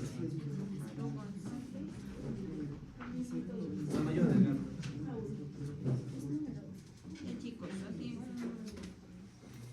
veloz, medio, ¿ya? Chicos, empieza. ¿Y quién va a empezar? A ver. Primero Samayoa, después Bejar y después Caparo, ¿ya? Buenos días, compañeros. Buenos días, doctora. Buenas tardes. Buenas noches, Ya casi doctora. noches, Buenas pero- noches. Hoy día vamos a presentar nuestro tema de que son los plexos periféricos. Ya. Los plexos periféricos son una red de nervios que se forman por unión y mezcla de las ramas anteriores, o sea, ventrales de los nervios espinales. Su función es distribuir las fibras nerviosas hacia diferentes regiones del cuerpo, especialmente a las extremidades. Ya. Primeramente vamos a empezar de lo más cerca de la cabeza hasta las piernas. El más cercano es el plexo cervical, que su origen va a ser los ramos anteriores de C1 hasta C4, aunque algunos autores van a agregar que tiene una contribución de C5. Su ubicación es en la región lateral del cuello, en el profundo al esternocleidomastoideo y anterolateral a los músculos elevador del escápulo y el escaleno medio. Este se divide en dos porciones que son el plexo cervical superficial y el plexo cervical profundo. El plexo cervical superficial va a emerger en el punto DR, o también conocido el punto nervioso del cuello, que se va a ubicar entre la mitad del borde posterior del esternocleidomastoideo. Primeramente vamos a tener el nervio occipital menor, que su origen es en C2. Asciende bordeando el borde posterior del esternocleidomastoideo hacia la región occipital y el cuero cabelludo, y es netamente sensitivo, ya que inerva la piel del cuello y del cuero cabelludo postero superior a la clavícula. El siguiente es el cervical transverso, que va a ser de su origen en las raíces nerviosas de C2 a C3, rodea el borde posterior también del esternocleidomastoideo, lo cruza transversalmente por debajo del músculo platysma y se dirige a la línea media del cuello. El nervio auricular mayor va a ser su origen va a ser en los nervios, en las raíces de C2 y C3. Su recorrido es que cruza diagonalmente la superficie del esternocleidomastoideo y asciende hacia la glándula parótida, donde se divide en ramos anteriores y posteriores. También es sensitivo, ya que inerva la piel sobre la glándula parótida, el ángulo de la mandíbula, la región mastoideo y cara posterior del pabellón auricular. Este es muy importante porque si se lesiona, mayormente se lesiona en una parotidectomía, y esto ocasiona que haya anestesia o parestesia en el lóbulo de la oreja y piel que cubre la parótida. Disculpa que te interrumpa un ratito. ¿Puedes retroceder una diapositiva? Si no, nos vamos a... Ya, sigamos. Disculpa, parece que había leído otra cosa. Dale, continúa. Ya. Otro nervio es el nervio supraclavicular, que su origen va a ser de las raíces C3 y C4. Como pueden ver acá, primero va a descender como un tronco común, y en esta se va a dividir en ramas mediales, intermedias y laterales que cruzan la clavícula. Este también es sensitivo, ya que inerva la piel sobre la parte superior del tórax, el hombro y la región superior de la clavícula. Este, cuando se lesiona mayormente se lesiona en las fracturas de clavícula, lo que causa que haya anestesia de la piel del hombro y zona infraclavicular. El plexo cervical profundo, o también llamado motor, mayormente es motor, pero excepto el nervio frénico, porque este es mixto. El primer nervio es el asa cervical, que acá lo vamos a ver, que es la unión, es la raíz superior de C1 y conjunto con las raíces inferiores de C2 y C3. Estas forman un asa sobre la vaina carótida, la cual desciende superficial a la vena yugular interna y la carótida interna. Su función es elevar e inervar a los músculos infraoideos, que están encargados de descender el hueso ioides, y la laringe durante la deglución y la fonación. También hay ramos musculares que salen directos de C1 y C4, que son trayectos cortos hacia los músculos vecinos, que su función va a ser propiocepción del esternocleidomastoideo y trapecio, y también motor para los músculos prevertebrales y del elevador de la escápula, que participan en flexión y estabilización de la columna cervical. Y finalmente el nervio frénico, que van a ser de C3, C4 y C5, y su recorrido es del borde lateral del escaleno anterior, desciende oblicuamente sobre su superficie y pasa por detrás de la vena subclavia, por delante de la torácica interna, o también llamada arteria mamaria, al entrar al tórax y llegando hasta el diafragma, donde acaba de cumplir su función, que va a ser inervar el diafragma. Mayormente también tiene sensibilidad para el pericardio, la pleura mediastínica y centro tendinoso del diafragma. Se lesiona por traumatismos, tumores mediastínicos, lesiones en columna cervical, neuropatías y procedimientos quirúrgicos. Esto va a causar una parálisis en un hemidiafragma, puede ser derecho o izquierdo. Si es unilateral, causa disnea y elevación de un hemidiafragma, pero si es bilateral va a causar una severa insuficiencia respiratoria.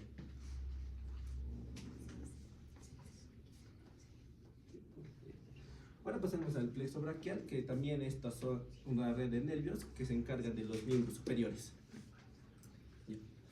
Esta es un poco más atractiva para mi parecer, porque tiene primero etapas que son las raíces de C5, C6, C7, T8, ya que el conjunto de estas raíces C5 y C6 va a dar el tronco superior, C7 va a dar el tronco medio y el inferior, C8 y T1 va a dar el tronco inferior. A la vez estas van a dividirse esos troncos se van a dividir también anterior y posteriormente, para dar también a 3 fascículos, el lateral, el posterior y el medial.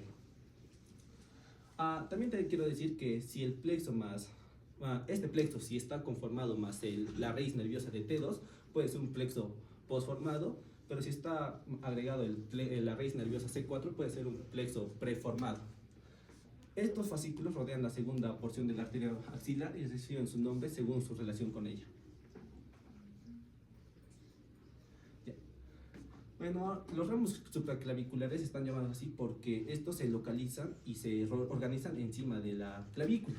Primeramente vamos a tener el nervio escápulo-dorsal o dorsal de la escápula, que van a ser de C5, y este es motor del músculo elevador de la escápula y el romboides. El supraescapular, que va a ser del tronco superior, que es la fusión de C5 y C6, y este es motor para el supraespinoso e infraespinoso y sensitivo a la articulación del hombro.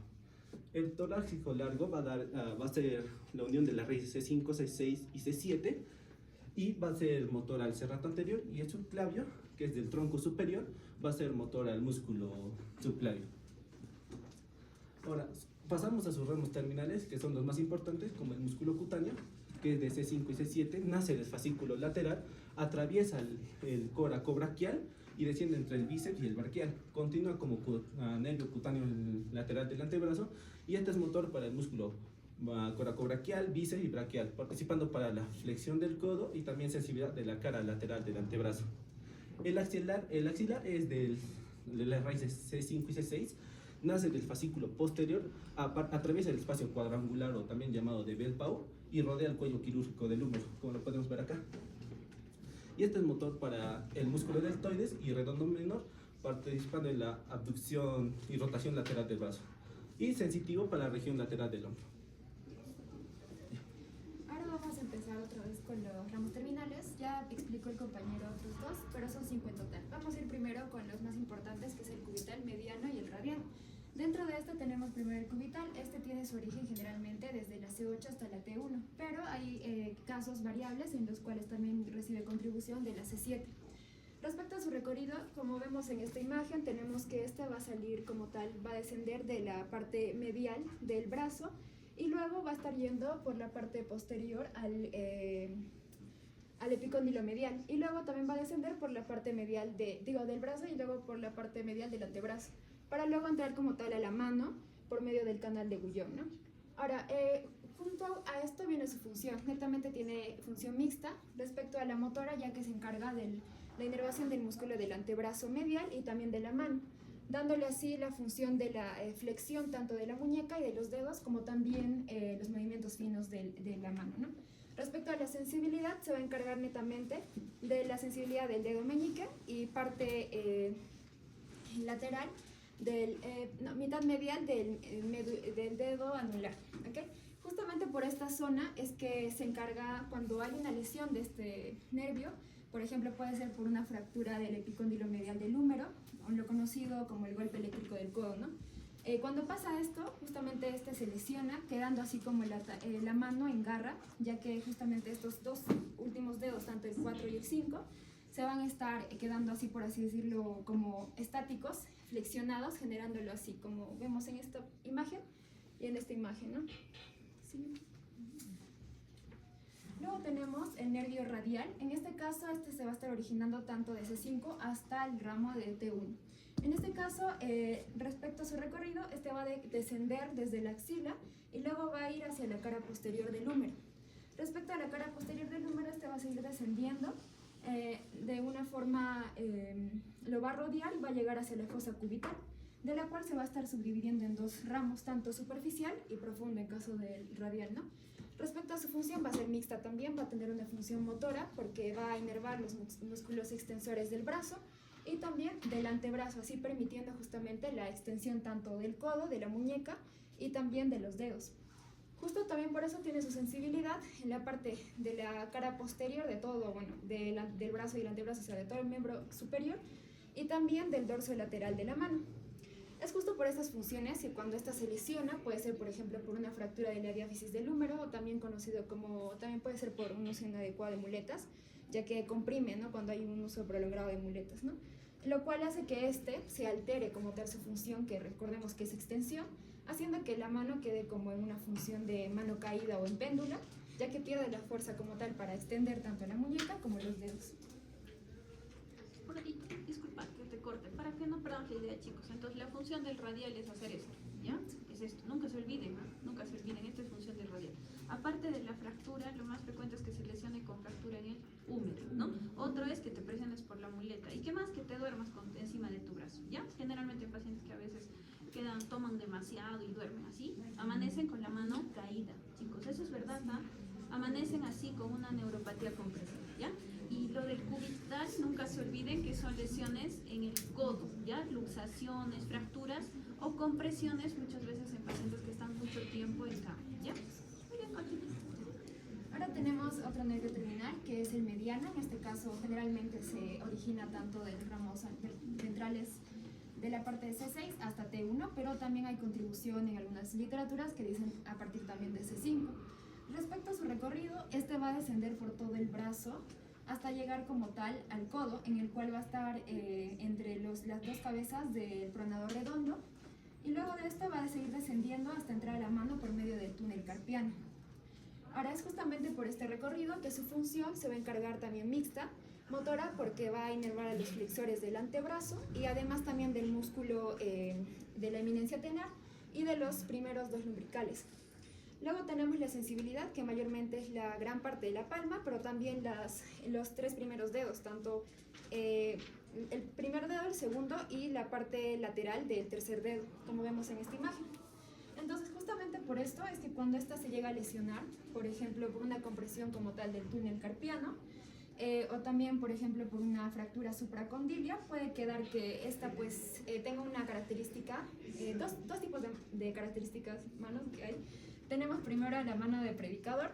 Este se da cuando, por ejemplo, al paciente se le indica que haga puño y no va a poder, al hacer puño se va a quedar así su mano más o menos, porque está lesionado como tal el nervio, lo cual altera pues su función justamente. Y cuando hay atrofia tenar, queda en la característica mano de simio, que es esta. Ya, ahora vamos a hablar del plexo lumbar. En este caso, el plexo lumbar va a estar originado de varios ramos, tanto de los anteriores, de L1 a L4, pero hay literaturas que nos mencionan también que hay contribución total de la T12. Ahora, en caso de la ubicación, se van a estar ubicando este plexo en la pared abdominal posterior, justo anterior a las apófisis transversas de las vértebras lumbares y posterior como tal al psoas mayor. En este caso tenemos que tener en cuenta que este plexo junto al plexo sacro pueden formar el plexo lumbosacro, los cuales en general, o sea, los dos en total se van a encargar de toda la función sensitiva y motora de todos los miembros inferiores. Ahora, al igual que el braquial, este también tiene cierta anatomía y organización, pero esta va a estar en relación como tal, que es la característica del músculo psoas mayor, a lo cual se le va a dividir en 3 grupos. Vamos a tener al grupo lateral, al anterior y al medial. En este caso, en el lateral vamos a tener al hilio hipogástrico, al hilio inguinal y al cutáneo lateral del muslo y al femoral. En caso del anterior solamente va a haber uno, que es el genitofemoral, y en el medial el obturador y el obturador accesorio. Ahora, vamos al grupo lateral primero. Vamos a empezar con estos dos, los cuales primero es el hilio hipogástrico, también conocido como el abdomen genital mayor. Este caso tiene origen de los ramos ventrales desde T12 y también L1. En este caso vemos en la imagen superior, sale del borde lateral del psoas, justamente por eso es el grupo, y este va a pasar cruzando el músculo cuadrado lumbar. Luego de eso va a atravesar el músculo transverso y, como vemos en esta imagen, va a estar entre el músculo transverso del abdomen y el oblicuo interno, yendo después en una dirección hacia la zona inguinal y colocándose en la parte suprapúbica, ¿no? Ahora, justamente por estas que cumple su función mixta. Tenemos la primera función motora, que se encarga justamente porque lo atraviesa, inerva al músculo transverso y al oblicuo interno también.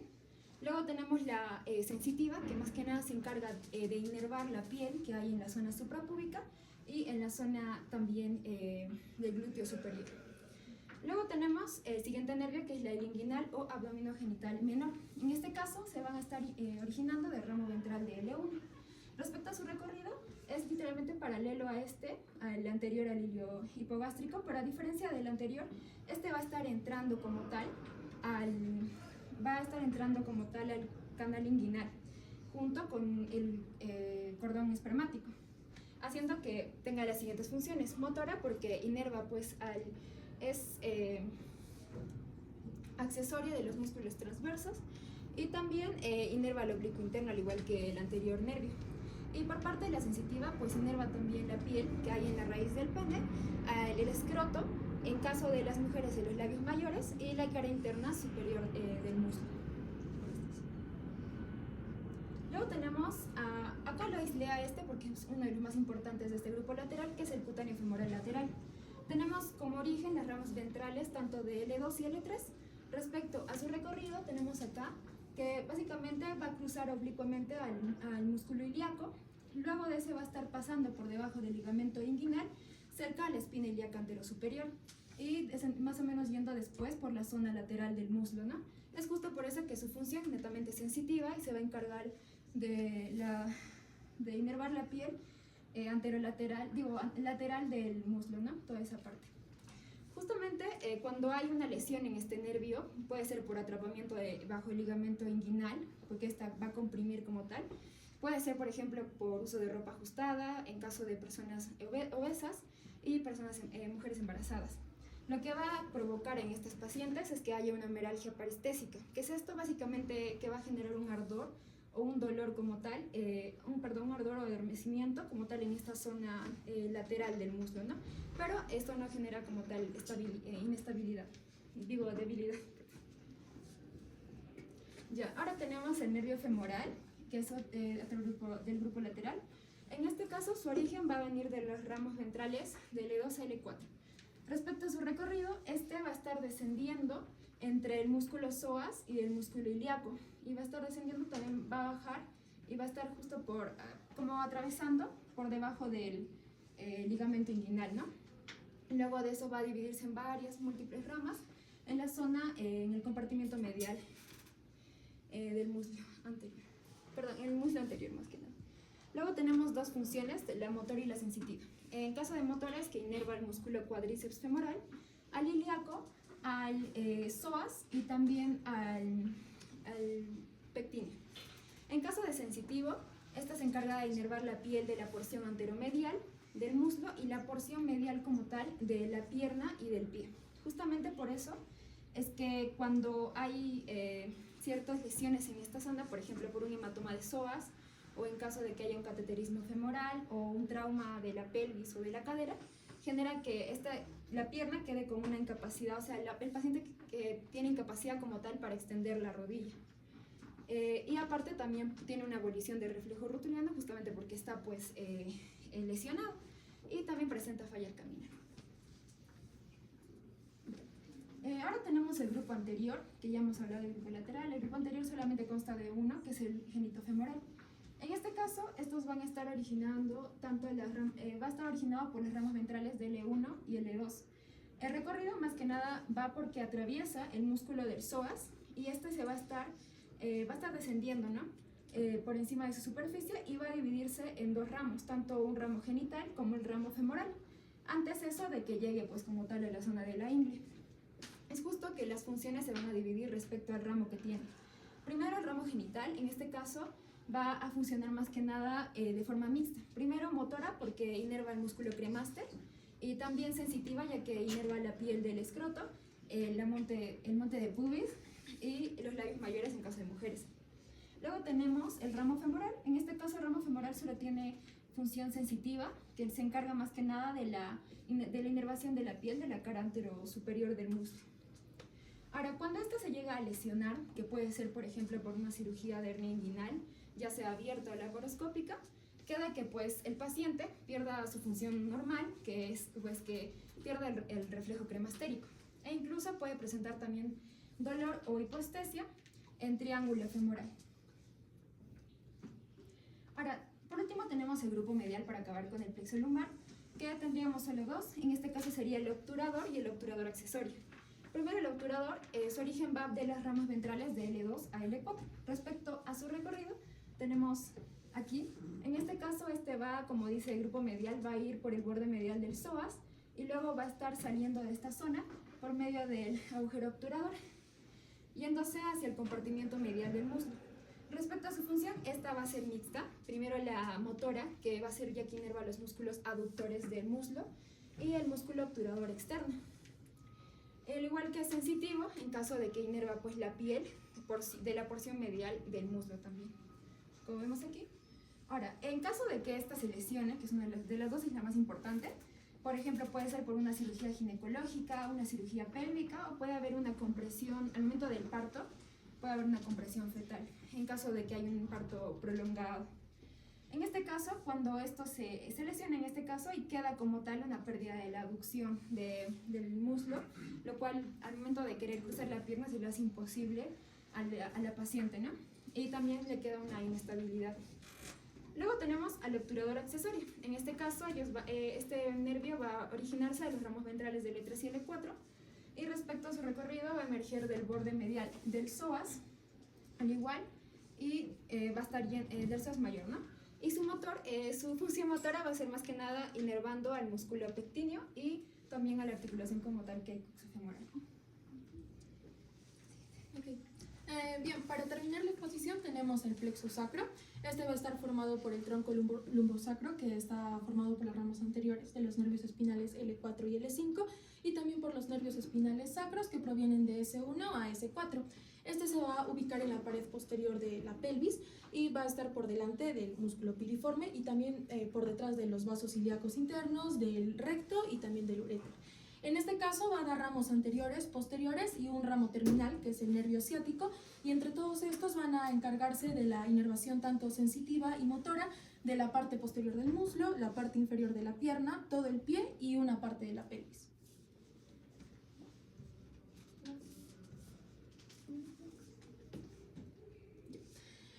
Comenzaremos hablando de la división posterior. En esta tenemos al nervio glúteo superior, inferior al nervio del músculo piriforme y a los nervios esplácnicos pélvicos.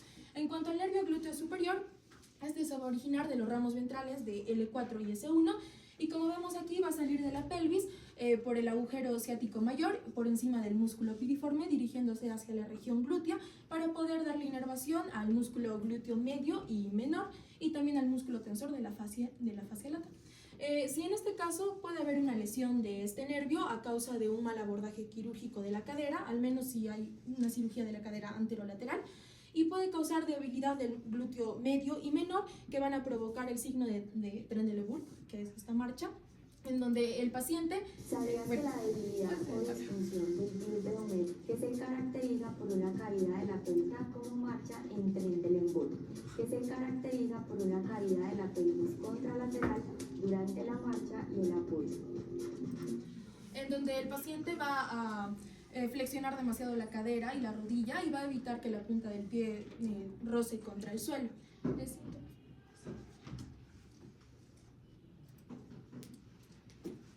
En cuanto a los esplácnicos pélvicos, estos van a ser ramos ventrales de S2 y S4 y estos son considerados fibras parasimpáticas que van a salir directamente hacia los órganos pélvicos. En este caso tienen un control parasimpático tanto de la vejiga, el recto y órganos genitales, participando en la erección, en la motilidad intestinal y el vaciado intestinal. También tenemos al nervio glúteo inferior, que va a ser de los ramos ventrales de L5 a S2. Este va a salir por el agujero ciático y va a pasar por debajo del músculo piriforme para poder inervar al músculo glúteo menor. Y finalmente en esta parte el nervio del músculo piriforme, que sale de los ramos ventrales de S1 a S2, van a ser dentro de la cavidad pélvica y se va a dirigir hacia la cara profunda del músculo piriforme para darle una inervación motora. Bien. En cuanto a la división anterior, aquí tenemos al nervio del músculo cuadrado femoral, al nervio obturador interno y al nervio pudendo. En cuanto al nervio del músculo cuadrado femoral, se origina en los ramos anteriores de L4-S1, va a transcurrir inferiormente debajo del nervio ciático y va a pasar por el músculo del cuadrado femoral. Este va a proporcionar inervación motora al músculo cuadrado femoral y al gemelo inferior y también va a dar algunas ramas para la articulación coxofemoral. Y finalmente, el nervio obturador interno, que va a originarse de los ramos anteriores de L5 a S2, este va a transcurrir inferior al músculo piriforme y va a dejar la pelvis, como se puede ver en la imagen, a través del agujero ciático mayor. Y va a dar inervación motora a lo que es el músculo gemelo inferior y al obturador interno. Y ahora sí, finalmente en la división anterior tenemos al nervio pudendo, que se origina de los ramos anteriores de S2 y S4. Este va a transcurrir inferiormente alrededor del ligamento sacroespinoso, como se puede ver en la imagen, y luego va a ingresar al conducto pudendo junto con los vasos pudendos. En este caso va a brindarle una inervación motora a lo que es el esfínter uretral y anal externos y músculos del perine, y una inervación sensitiva a todo lo que vienen a ser los genitales externos y a la región del perine. Da tres ramas finales, que es el nervio rectal inferior, el nervio perineal y nervios escrotales posteriores, que en el caso del varón vienen a ser el dorsal del pene y de la mujer el nervio dorsal del clítoris. Este suele ser lesionado por una compresión, por neuropatías. En el caso de los ciclistas de larga distancia, que se le conoce como el síndrome del sillín, que se puede ver en la imagen donde se está comprimiendo el nervio pudendo, o también una lesión tras un parto vaginal. Esto puede causar en el paciente que tenga incontinencia urinaria, fecal, disfunción eréctil o también anestesia de la región perineal. Bien, finalmente tenemos las ramas terminales. En estas tenemos el nervio ciático, que viene a ser el ramo terminal y más extenso de este plexo, y su origen se da por la unión de las divisiones tanto anteriores y posteriores de los ramos de L4 a S3. Este va a salir por debajo del músculo piriforme y va a descender por toda la cara posterior del muslo, dividiéndose a nivel de la fosa poplitea en dos ramas terminales, en la rama tibial y en la rama peronea común. Su función principal tiene función motora y sensitiva. En lo motor inerva los músculos isquiotibiales y de toda la pierna y el pie, y en la parte sensitiva se encarga de toda la parte posterior del muslo, la pantorrilla y el pie. Puede ser lesionado frecuentemente por fracturas de cadera, y lo más común creo que son las inyecciones glúteas mal aplicadas. En este caso puede hacer que el paciente tenga una parálisis de todos los músculos que se encuentran por debajo de la rodilla, y también una pérdida sensitiva en toda la pierna, excepto en la cara medial, que va a ser inervada por el safeno que nace del nervio femoral. Bien.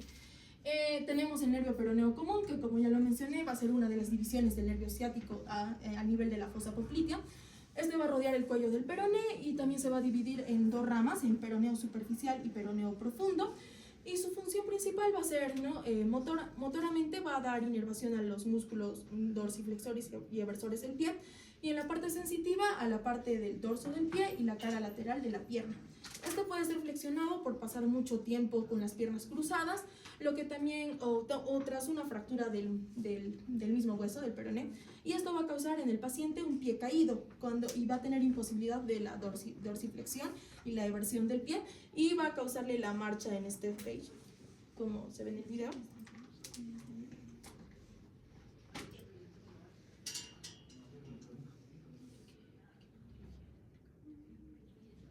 Y también va a haber una pérdida en cuanto a la sensibilidad en la cara anterolateral de la pierna y la parte del dorso del pie. Para que no se olvide, chicos, esa parte, disculpa que te interrumpa, nervio peroneo nos permite hacer esto con el pie, chicos, ¿ya? Nunca se olvide.